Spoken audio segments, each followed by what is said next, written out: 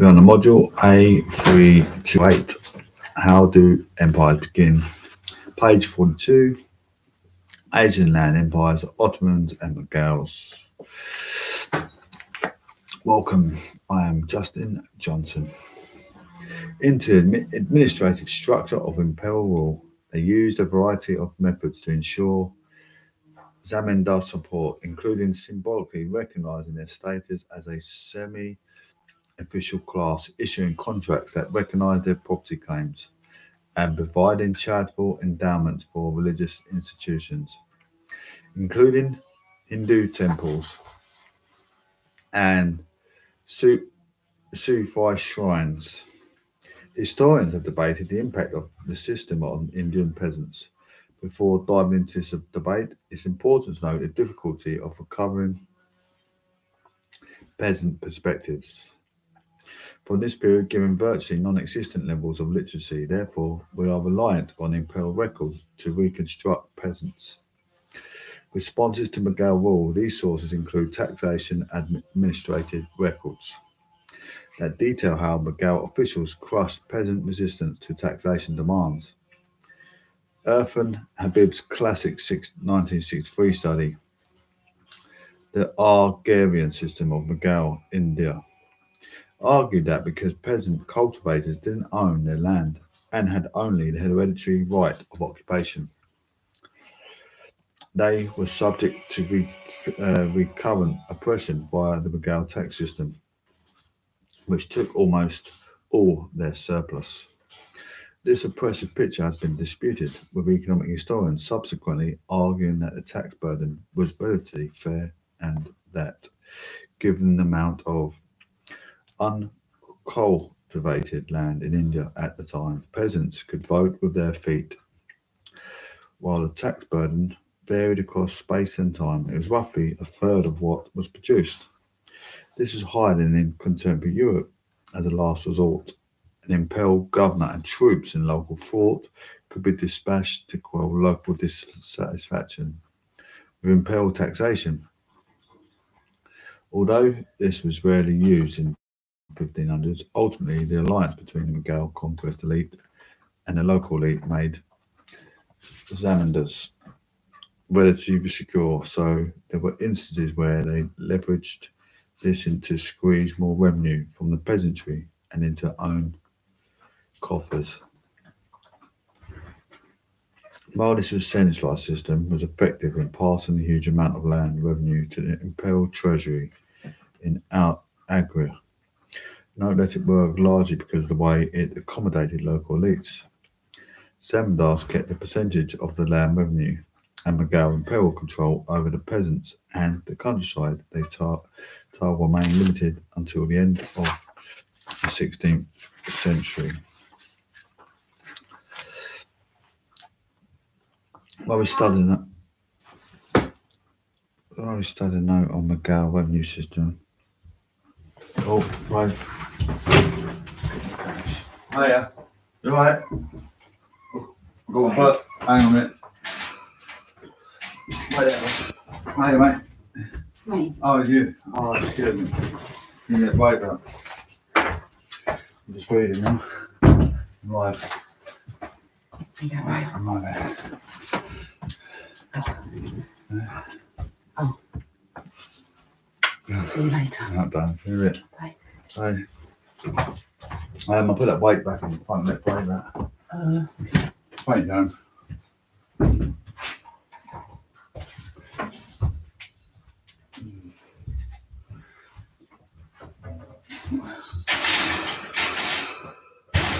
on, babe.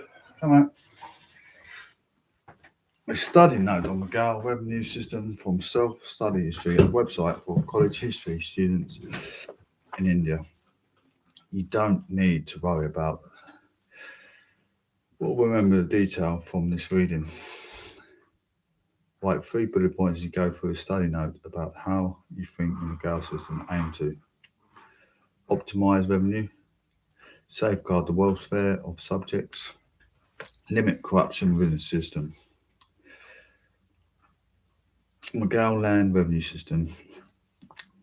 alienation from the peasant of his surplus produce in the form of land revenue was a central feature of agrarian system under Mughals. British colonial administrator regards land revenue as rent of the soil because they had no notion that the king was the owner of the land.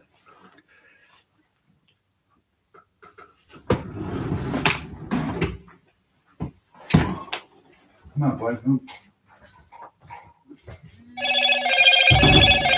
Hello, Moto.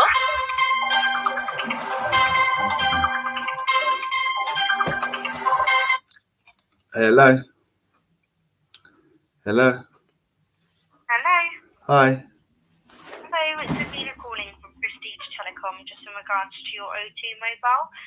The reason for the call today is that your line is showing eligible for an account review. So it's just to see what benefits and bill reductions we can apply to your line. Now, you are entitled to that just because we have you down potentially trading either self-employed or as a limited company. Is that still correct? No. It's not? No. Okay. All right. No problem at all then. Thank you very much for your time today anyway. Thanks. Bye. Thanks. Bye-bye. Bye-bye. The subsequent Mughal India shown it was taxed on a crop of as different from land revenue as conceived by the British. Abil Fazl, in his An-Akbari Justice, the imposition of taxes by the state, saying that these are the remuneration of the sovereignty paid in return for the protection and justice. The Persian term for land revenue during the Mughal rule was mal and mal wajid. The process of land revenue collection has two stages: assessments was made to fix state demand. Actual collection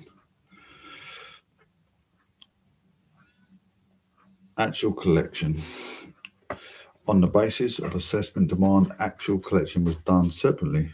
Under the Mughals, assessment was deliberately made for. After the assessment was over, a written document called Pata Quail and Quail Kawa was issued, in which the amount or the rate of the revenue demand was mentioned. This SSE was in turn supposed to give the acceptance of the obligation imposed upon him, stating when and how he would make the payments. Few commonly used methods: Gala, Baksi, crop sharing. Dain Akbari notes three types of crop sharing: division of crop at the threshing floor after the grain was obtained. This was done in the presence of both the parties. Ket Batay, the share was decided when the crop was still standing in the fields and a division of the field was marked. Lang Batay, the crop was cut and stacked in heaps without separating grain, and a division of crop in this form was made. In Manik Zadas, Nagama, I Munchi, crop sharing has been mentioned as the best method of revenue assessment and collection.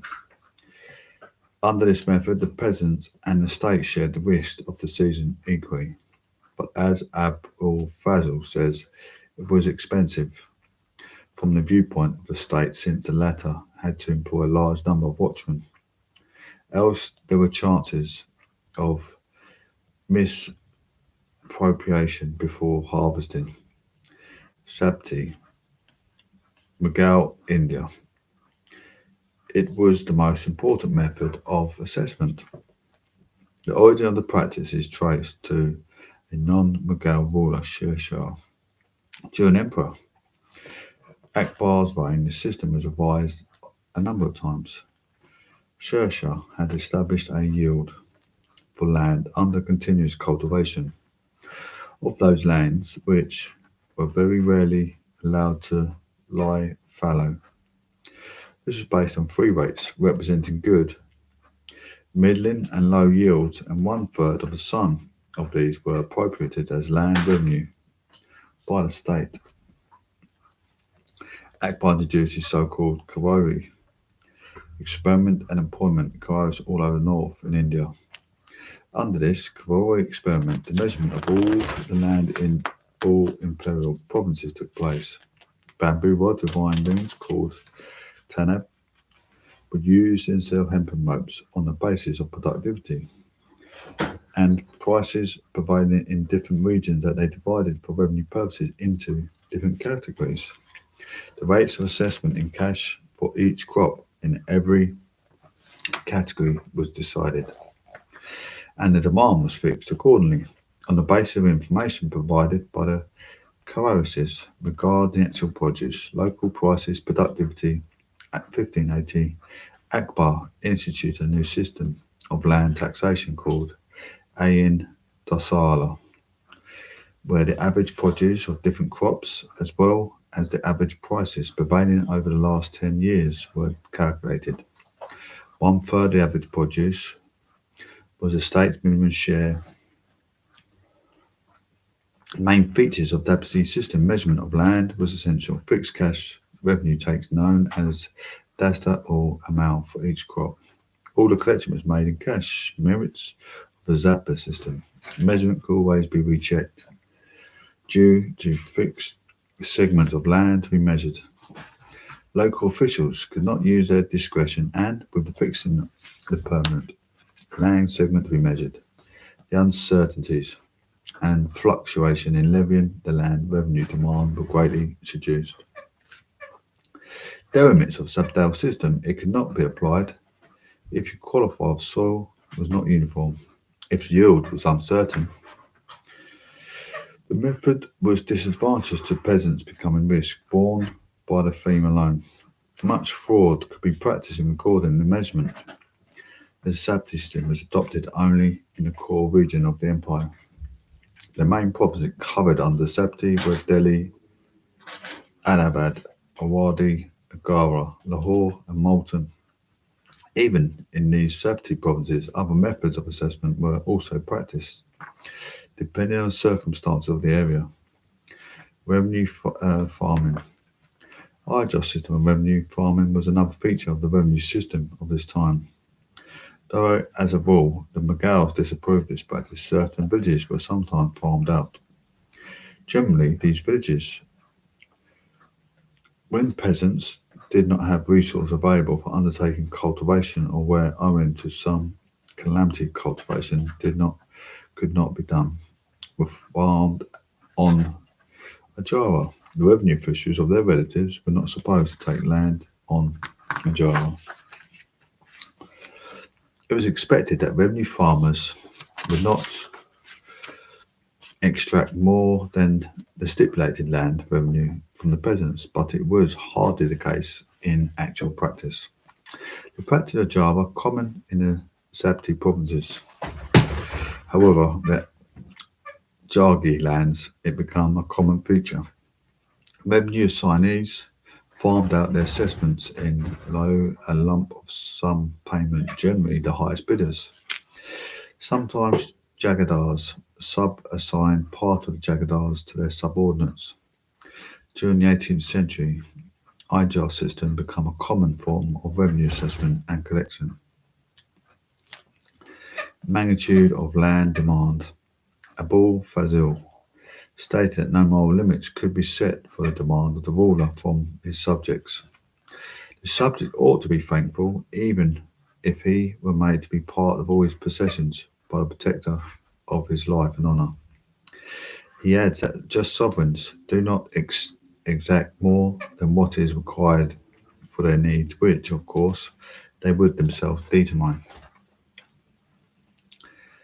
Aurangzeb explicitly said that the land revenue should be appropriated according to more than one half the total produce. European traveller Pelzert, who visited India in the early 17th century, declared that so much is wrung from the peasant that even dry bread is scarcely left to fill their stomachs. Revenue demand accompanied to other taxes and regular and irregular exactions of officials with a heavy burden of peasantry. Abul Fazil comments that under Emperor Akbar, of revenue demand performed the lowest rate of assessments. Recent studies show that revenue demand under Mughals range between 1 to 3 to 1 to 2 of the produce, and sometimes even 3 to 4 in some areas. The revenue demand varied from simply revenue was imposed per unit of area uniformly, irrespective of the nature of the holding. It was regressive in nature, so that those who possessed large holdings felt the burden less than those who possessed small holdings. In the Mughal period, the peasant under the Zabti system had to pay revenue in cash. No provision is on record for allowing the communication of cash into kind of any circumstances. However, under crop sharing, commutation into cash was permitted at market prices. Cash nexus was firmly established in almost every part of the empire. Collection of land revenue. The state's share was seized directly from the field. The authorities tried to collect revenue before the harvest was cut and removed from the fields. By the end of the 17th century, the authorities, in desperation, started preventing the peasants from reapping their fields until they had paid their revenue. Irfan Habib comments, it shows how oppressive it was to demand the revenue from the peasant before the harvest, when he would have absolutely nothing left. The practice was at the same time the work of a well-developed money economy, for it would have been impossible to attempt it unless the officials expected that the peasants would pay up by pledging their crops beforehand to grain merchants or moneylenders. Usually the revenue was deposited in the treasury through the emir or revenue collector. Akbar encouraged the peasants to pay directly. Todamal recommended that peasants of trusted villages within the limit time could deposit their revenue in the treasury themselves and could obtain receipt. The village accountant Patwari made endorsement in his register to establish the amount paid. Irfan Habib considers these regulations as precautionary measures on the part of administration to avoid fraud and embezzlement. Abu Khan and Tarika Shah writes, Shah declared that concessions could be permitted at assessment time, but never at that of collection. Aurangzeb, in his Farman, instructed that no remissions were to be allowed once the crop had been cut. Whatever be the method of revenue assessment, there was some provision for relief in the case of bad harvests.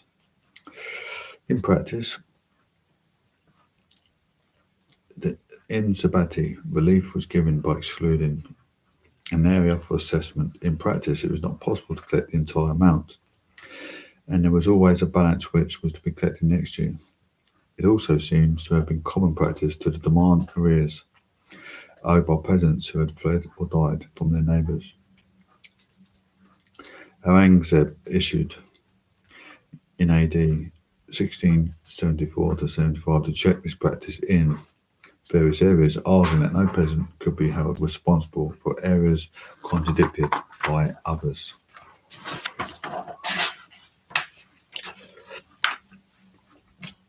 To Gafi, strength-giving loans were granted to enable peasants to buy seeds and cattle. Akbar Fazl writes, the rulers insist that the empty-handed peasants by advancing them loans. Todamal has suggested that loans should be given to the cultivators who were distressed circumstances and did not have seeds or cattle. These loans were invested, interest-free, normally to be rapid, repaid at the time of harvest. These were advanced through the local officials. Abu Fazl says that the loans should be recovered slowly. New wells were dug up, the old ones, and repaired for extension and improvement of cultivation. Land Revenue Administration.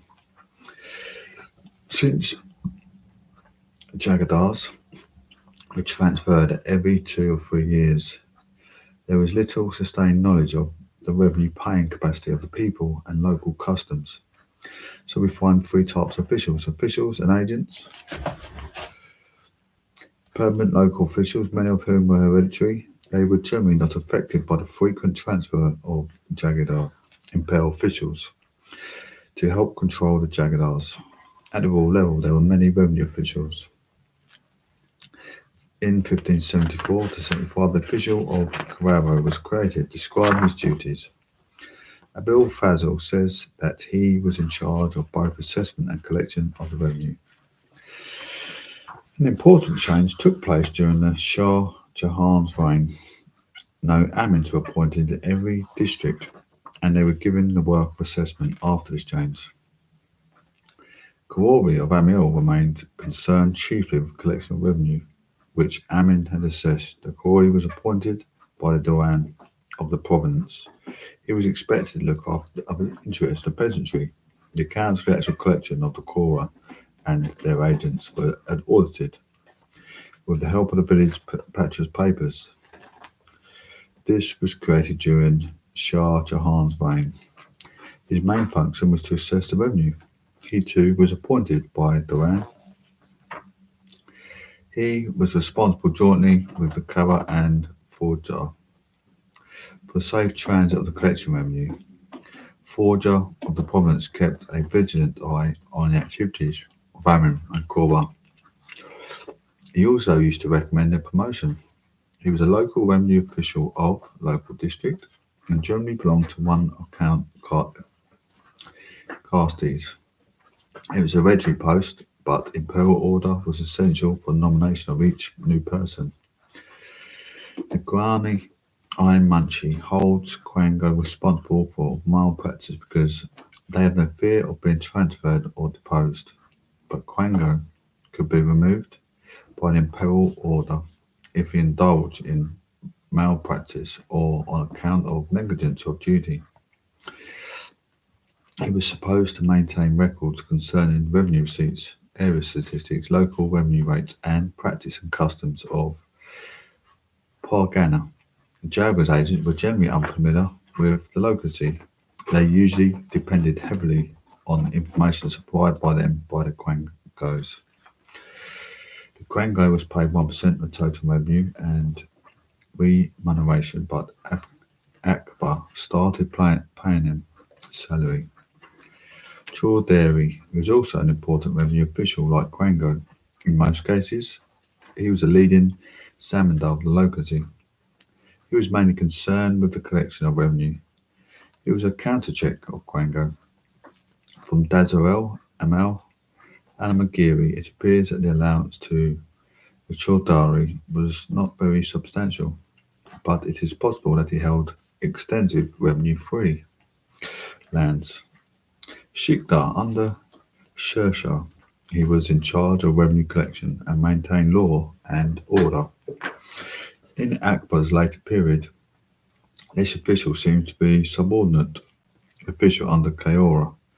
Abul Fazl mentions in the case of Mercy, the Shikdar could give a necessary sanction for disbursement, which was to be duly reported to the court. He was also responsible for thefts that concerned his jurisdiction. Muqaddam and Pachwari. Muqaddam and Pachwari were village-level officials. The Muqaddam and the village headman, in the lie of his services, he was allowed 2.5% of total revenue collected by him. The Pachwari is to maintain records of the village land. The holding of the individual cultivated varied of crops grown and details about fallow land. The names of the cultivators were entered into his Bahi on the basis of information contained in these Bahis. The Bitishi used to prepare necessary papers and records according to which assessment and collection was carried out. In each Paragana, there were two other officials, Futadar or Kazanda, Karkan and Bitika.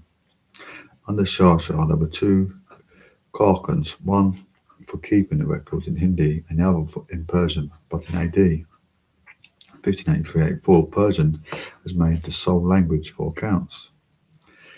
There were also Waki navies, Sawani, Niger, new writers, etc., whose duty was to report the cases of irregularities and oppression to Imperial Centre. The ideology and practice of Mughal pluralism. Akbar, his government and his officials had a policy known in Persian as Silaikyo, peace with all. Expect, of course, those who oppose Mughal rule of all expansion. This built on Babur's notions of kingship, civility and openness. Babur and Akbar built on the Steppe Khan tradition of the Mongols, such as Genghis and Kublai. That is, on the image of the universal Khan, who wanted to collect a diverse set of knowledge, cultures and religions.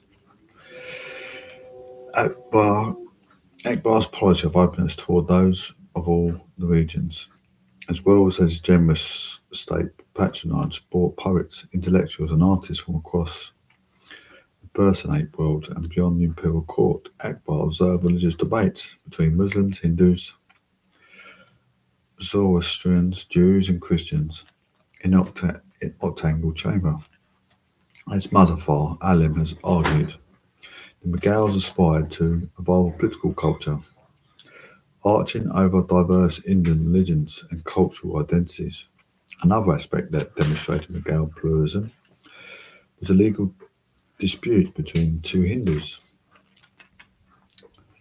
would be decided to Hindu customary law rather than Islamic Shara law.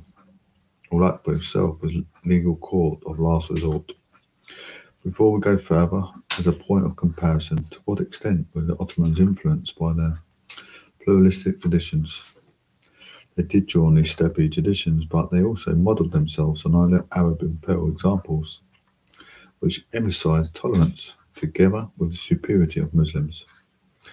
Other monotheistic religious groups, such as the Jews and Christians, were tolerated, but paid specific taxes related to their status, and were seen as a separate and inferior. The Mughals were arguably a more open empire, with the confines of accepted elite Mughal imperial superiority.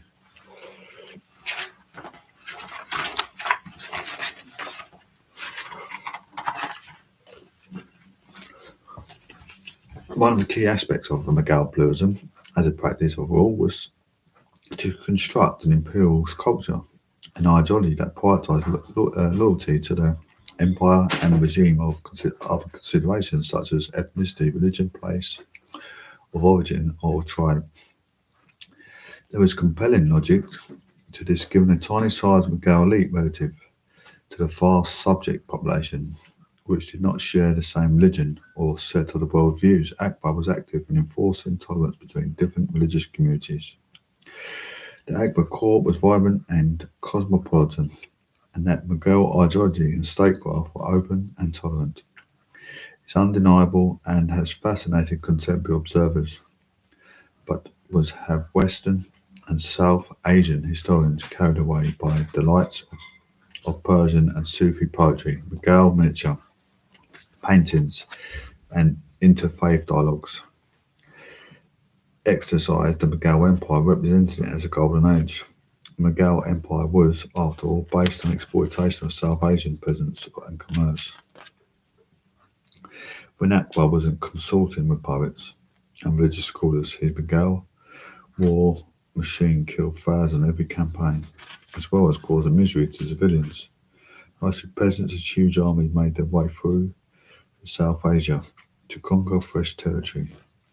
Akbar's conquest of the Rajput territories in the 1560s and 1570s confirmed the Mughals as imperial power. His politics and practice here are a good example of the imperial co-option of existing power structures. The princely Rajput, son of kings of Sanskrit rulers, were heads of clans and family networks. While Akbar defeated these rulers, he recognized their potential as a focus for rebellion and co-opted them into the imperial system. He confirmed and contrived the lands, and they, in return, had to accept Mughal sovereignty.